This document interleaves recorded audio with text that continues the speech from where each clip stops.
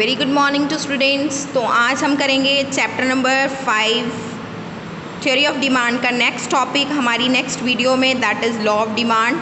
That is very important question. तो law of demand से सबसे पहले लॉ को समझते हैं कि लॉ क्या होता है। आपको पता है, अगर जनरल सेंस में पूछा जाए तो आप बोलोगे कि मैम लॉ होता है कानून, that are the rules and regulations. Same rules और रेगुलेशंस होते हैं इकोनॉमिक्स में भी। जो इकोनॉमिस्ट हैं वो डिफरेंट टाइप की स्टडीज़ करते हैं और डिफरेंट टाइप्स ऑफ लॉज बनाते हैं, ठीक है। उनमें से एक है लॉ ऑफ डिमांड। अब ये पढ़ते हैं कि लॉ ऑफ डिमांड एक्चुअल में है क्या, कि लॉ का कानून जो कानून है वो डिमांड के लिए क्या बनाया गया है, ठीक है। तो law of demand states that other things remaining constant there is an inverse relation between quantity demanded and on price of commodity. It means उसने यहाँ पे ये बोला कि अगर मैं हर चीज़ को कांस्टेंट मान लूँ, प्राइस को छोड़ के मैं हर चीज़ को मान लूँ कि कोई भी चीज़ चेंज नहीं होने वाली, ना इनकम बंदे की चेंज होगी, ना कंज्यूमर का टेस्ट चेंज होगा, ठीक है, ना बंदे के जो सब्सटीट्यूट गुड्स हैं, प्राइस ऑफ रिलेटेड गुड्स हैं, कुछ नहीं चेंज होगा जो हमने डिटर्मिनेंट्स में पढ़े थे। सिर्फ एक प्राइस एक ऐसा कॉन्सेप्ट है जो चेंज हो रहा है। अगर मैं उसको लेके देखूँ, उसने बोला कि तो ये इनवर्स रिलेशन शो करता है। ऑब्वियसली मैंने आपको ये पहले भी बताया था कि जो प्राइस है और क्वांटिटी डिमांडेड है उनका हमेशा इनवर्स रिलेशन होता है। अगर एक चीज़ बढ़ती है तो दूसरी चीज़ क्या होती है, कम होती है, ठीक है। तो यही लॉ ऑफ डिमांड कहते हैं, क्योंकि इसने स्टडी की है, इकोनॉमिस्ट ने स्टडी की है इस बारे में, तो उसने तभी अपना लॉ बनाया, ठीक है। तो ये डायग्राम की एक्सप्लेनेशन है, एक टेबल बनाया हुआ है, शेड्यूल, प्राइस ऑफ एक्स और क्वांटिटी ऑफ एक्स दिया हुआ है कि प्राइस अगर एक 10 रुपये एक चीज़ का प्राइस है तो हम 100 क्वांटिटी परचेज़ कर रहे हैं। जब उसका प्राइस 9 हो गया तो हमने 150 परचेज़ करनी स्टार्ट कर दी, मीन्स बढ़ा दी। जब उसका प्राइस 8 हो गया तो हमने 200 परचेज़ करनी स्टार्ट कर दी। तो ये तो जेन्युइन चीज़ है कि अगर प्राइस कम होगा तो हम क्वांटिटी को क्या कर देंगे, बढ़ा देंगे। In this table, when the prices of commodity is ₹10, the buyer buys only 100 items, and when reduces to 9, the buyer consumes 150 items. He maximizes his items because of the prices reduces. Price reduce करेगा तो तभी तो उसकी demand क्या हो गई, बढ़ गई। देन उसके बाद आप इसका एक डायग्राम बनाओगे इस क्वेश्चन में। पहले आपने इसका मीनिंग दे दिया, ठीक है। देन उसके बाद एक शेड्यूल बनाया, अब इसकी एक कर्व बना दोगे। ये मैंने आपको पहले भी सिखाई हुई है पीछे, ठीक है। Demand curve always slopes downward. तो ये क्या दिखा रही है कि अगर आपकी क्वांटिटी जो है वो यहाँ पे है Q, ठीक है। प्राइस अगर आपका P1 है तो आप क्वांटिटी परचेज़ कर रहे हो Q1, ठीक है।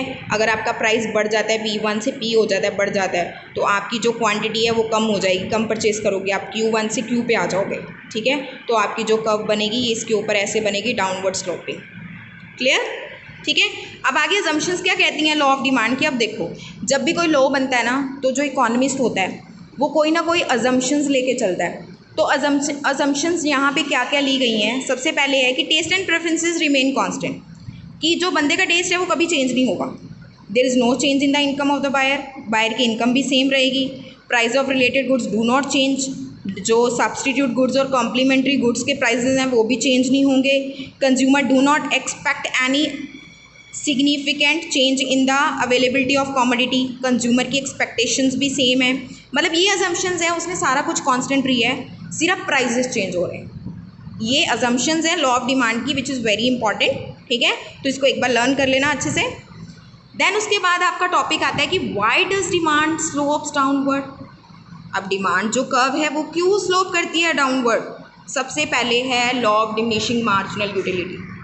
Law of diminishing marginal utility आपने यूटिलिटी के चैप्टर में किया होगा, मेरी एक वीडियो भी है यूटिलिटी के चैप्टर में, तो आप देख सकते हो कि जैसे जैसे हम ज़्यादा कंज्यूम करते रहते हैं ना किसी चीज़ को, तो हमारी डिमांड उस चीज़ को लेके आने वाले टाइम में कम होती जाती है। That is called law of diminishing marginal utility. इस यही कारण है कि हमारी जो डिमांड है वो डाउनवर्ड स्लोप करती है। पहला रीज़न ये है, मैंने आपको पहले भी बताया था, अगर हम मान लीजिए अगर मैं पहले 10 चॉकलेट्स खा रही हूँ एक दिन में, 10 चॉकलेट्स मैंने सारे खा लिए, ठीक है। नेक्स्ट डे मेरा मन नहीं करेगा इतना, मैं कहूँगी चलो 10 की जगह मैं 5 खा लेती हूँ, ठीक है। नेक्स्ट डे उससे भी मेरा मन बढ़ जाएगा, फिर मैं कहूँगी चल 2 ही बहुत है, ठीक है। देन नेक्स्ट डे मैं कहूँगी कि छोड़ो चॉकलेट्स नहीं खानी, अब मैं कोई और चीज़ खाऊँगी, ठीक है। तो आप खुद सोचो, डिमांड तो डाउनवर्ड जा रही है ना, जहाँ पे 10 थी फिर 5 आ गई, देन उसके बाद 2, देन उसके बाद बिल्कुल ही खत्म हो गई, ठीक है। तो फर्स्ट हमारा यही है कि law of diminishing marginal utility के कारण जो हमारी कर्व है वो क्या होती है, सॉरी डिमांड जो है वो गिर जाती है। फिर इनकम इफेक्ट है।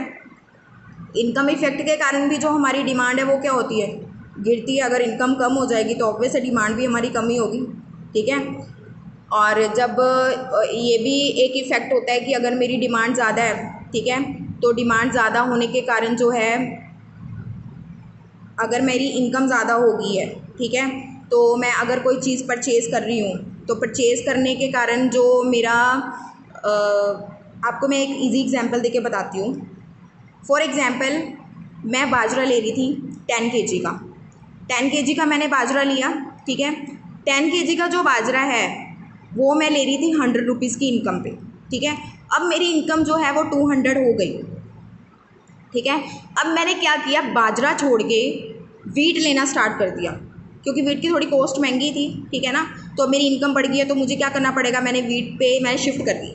आप खुद सोचो कि मेरी इनकम पे इफेक्ट होने से मैंने बाजरा को क्या किया, लीव किया, तो उसकी डिमांड क्या हो गई, कम हो गई। तो इसके कारण जो हमारी डिमांड कर्व है वो भी स्लो डाउनवर्ड होती है, ठीक है। देन सब्सटीट्यूशन इफेक्ट, वो मैं आपको पहले ही क्लियर कर चुकी हूँ सब्सटीट्यूशन गुड्स के ऊपर, ठीक है। अगर एक चीज़ का प्राइस बढ़ जाता है, ठीक है, तो उससे दूसरी चीज़ की डिमांड के ऊपर भी इफ़ेक्ट पड़ता है, ठीक है। अगर एक चीज़ के प्राइसेस कम हो जाएंगे तो भी उसकी डिमांड बढ़ेगी और दूसरे गुड की जो डिमांड है सब्सटीट्यूट गुड की वो कम हो जाएगी, ठीक है। साइज़ ऑफ कंज्यूमर ग्रुप का कितना साइज़ है वो भी इफेक्ट डालता है, ठीक है। ज़्यादा है तो ऑब्वियस है जो डिमांड होगी आपकी उसके अकॉर्डिंग ही बढ़ेगी, अगर कम ग्रुप साइज़ है तो डिमांड भी आपकी कम ही होगी, ठीक है। डिफरेंट यूजेस कि आप उस चीज़ को कहाँ पे यूटिलाइज़ कर रहे हो।